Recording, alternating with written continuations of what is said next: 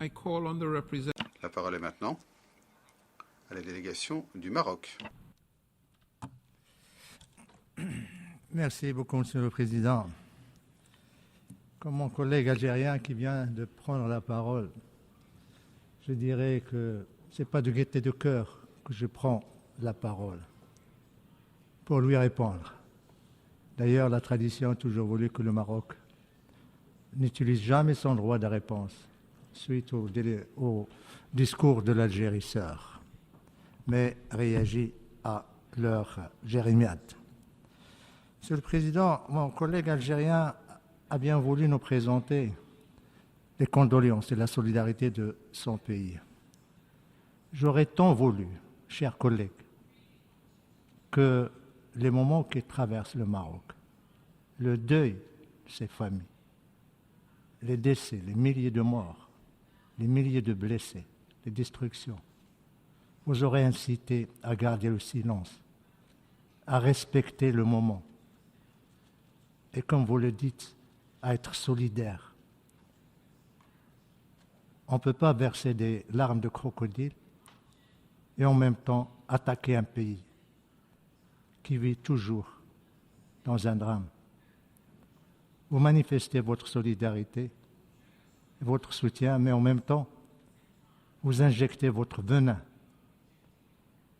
Vous insultez les morts. Vous insultez les Marocains. Ça fait 50 ans que vous nous rabâchez ces choses-là. Ça fait 50 ans que vous dites que vous n'êtes qu'une partie neutre, qui n'est pas partie prenante. Ça fait 50 ans que vous prétendez défendre un principe. Mais qui êtes-vous, l'Algérie? Qui êtes-vous, Monsieur le Président, Monsieur l'ambassadeur, si vous n'êtes pas partie prenante? Qui vous a incité à prendre la parole si vous n'êtes pas partie prenante? Nous avons entendu cet après-midi plusieurs délégations qui ont usé de leur droit de réponse. Mais c'est des délégations qui ont des différends directs. L'Algérie, pourquoi a-t-elle pris la parole? Parce qu'elle est neutre? Parce qu'elle n'est pas partie prenante? Parce que juste elle défend un principe? Parce qu'elle défend le référendum? Mais vous commettez énormément de distorsions historiques. Vous faites preuve d'ignorance de ce qu'a fait les Nations Unies. Vous parlez de référendum et vous parlez des résolutions du Conseil de sécurité. Vous avez oublié que le Conseil de sécurité, ça fait pratiquement 23 ans qu'il ne parle plus de référendum. Vous parlez du principe de l'autodétermination. Mais vous êtes comme un avocat commis d'office qui prétend défendre le droit et le principe et en même temps il le viole. Si le principe de l'autodétermination est si cher à votre cœur, si cher à votre esprit, si lié à votre histoire, à votre ADN, pourquoi vous ne l'appliquez pas chez vous? Il y a un peuple qui existait avant l'État algérien, qui revendique son droit à l'autodétermination depuis des décennies, le peuple kabyle. Vous lui refusez ce que vous voulez offrir à des populations qui revendiquent leur marocanité. Vous parlez de peuple sahraoui. Pourquoi vous fermez les camps? Pourquoi vous ne les ouvrez pas? Pourquoi vous interdisez au HCR de procéder à leur enregistrement si vous n'êtes pas partie prenante? Voyez, monsieur le cher collègue, en réagissant, vous faites pratiquement le contraire parce que toute la salle est en train de se demander pourquoi l'Algérie fait ça s'il n'est pas partie prenante. Pourquoi l'Algérie envoie une note au secrétaire général pour dénoncer une résolution? Aucun pays membre des Nations Unies n'a envoyé de résolution sur la question du Sahara pour dénoncer les résolutions. Et aucun pays n'envoie de résolution, de lettre pour dénoncer une résolution qui ne le concerne pas directement. Pourquoi vous refusez de participer aux tables rondes? Qui est cité dans les résolutions du Conseil de sécurité? C'est vous, l'Algérie. Parce que vous êtes partie prenante, le Conseil de sécurité, vous ne voulez pas l'entendre. Vous choisissez entre les résolutions du Conseil de sécurité ce que vous voulez et vous laissez de côté le reste. Vous parlez de partition. J'ai ici une lettre de votre ancien collègue, M. Bali, 22 juillet, où il dit « L'Algérie demeure disposée à examiner la proposition concernant une possible partition du territoire du Sahara entre le peuple sahraoui et le Royaume du Maroc. » La réponse du Maroc a été le même jour, cinglante. No.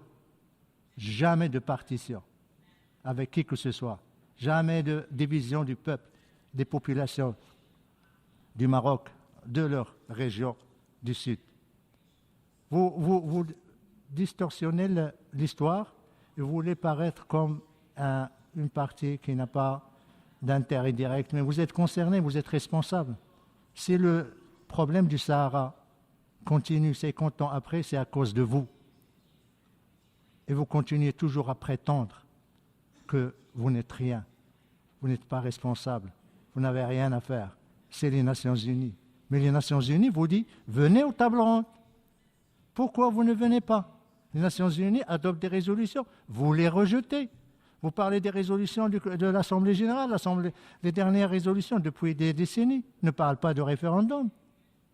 Vous êtes en train d'induire en erreur, de mentir à l'Assemblée générale, mentir à la communauté internationale, comme vous avez menti à ces populations que vous avez transportées par la force dans les camps de Tindouf pour leur miroiter l'indépendance, une indépendance chimérique, pour créer une entité fantoche qui ne dépend que de vos services de renseignement. Voilà l'Algérie. L'Algérie qui présente ses condoléances et qui exprime sa solidarité. Mais en même temps, c'est l'Algérie qui veut saper l'unité du Maroc. C'est l'Algérie qui, depuis 50 ans, ne fait que armer, financer, diriger un mouvement séparatiste, groupe armé, qui a en plus des connexions avec le terrorisme international. J'aurais souhaité, mon frère algérien, un peu plus de décence, un peu plus de respect, ne serait-ce que pour, c'est pas pour les victimes du séisme récent, ne serait-ce que pour les Marocains qui ont versé leur sang, pour votre indépendance. Mais vous avez la mémoire courte, nous le comprenons parce que